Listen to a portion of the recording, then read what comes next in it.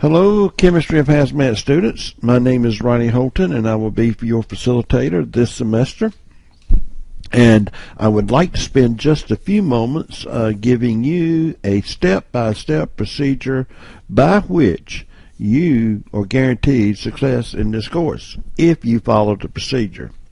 First, let's talk about your textbook. I've been teaching this course for almost 20 years now, and I have never had a textbook, and I've used every one I could find, one year or the other. And I have never had a textbook that the student did not hate. In fact, they strongly hated the text. So this year I'm doing something a little different.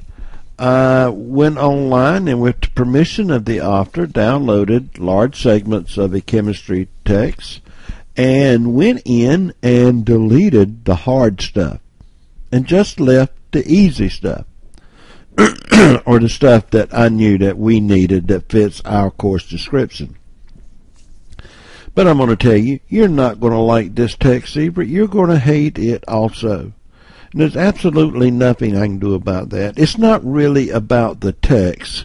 It's about the abstract concepts that we, most of us don't like, and the requirements to do some memorization and some, like I said, abstract learning.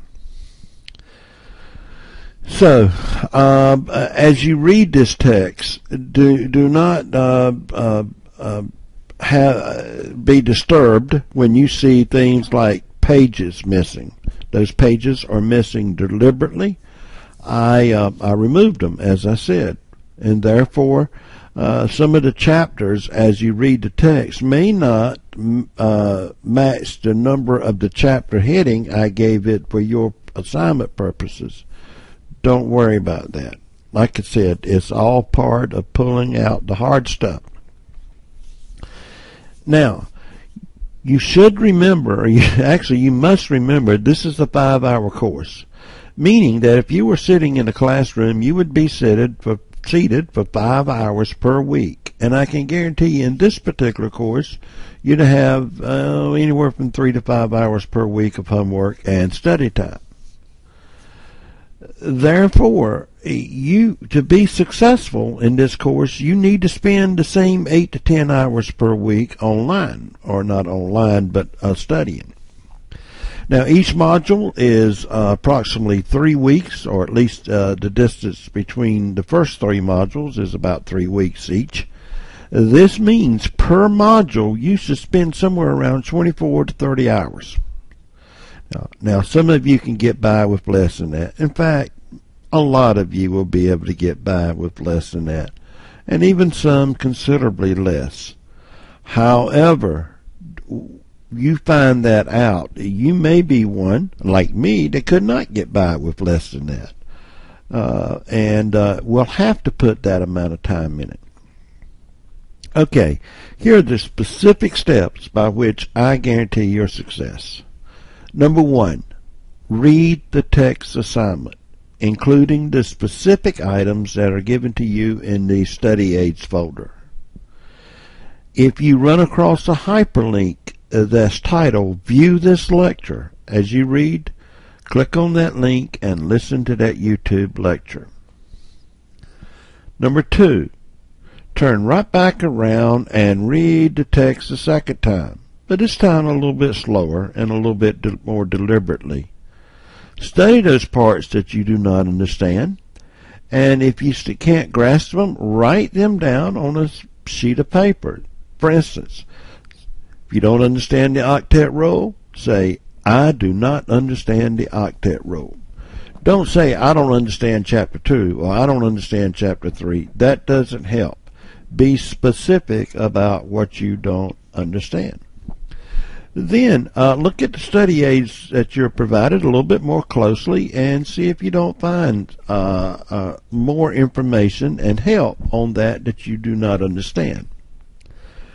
If that is not the case, then go to the discussion board on the class questions forum and ask and say something like, I do not understand the octet rule and would appreciate some help. Now, if you're a student that does understand the octet rule, by all means, get on there and help them out. I will also monitor for them, and I will help the student out to the best of my ability also. Please do not email this type of question. If you do, I'll just ask you to post it on a discussion board, because it is important that the entire class see these questions, just as if in a CETA class. Number 5, now's the time to begin to work on your assignments.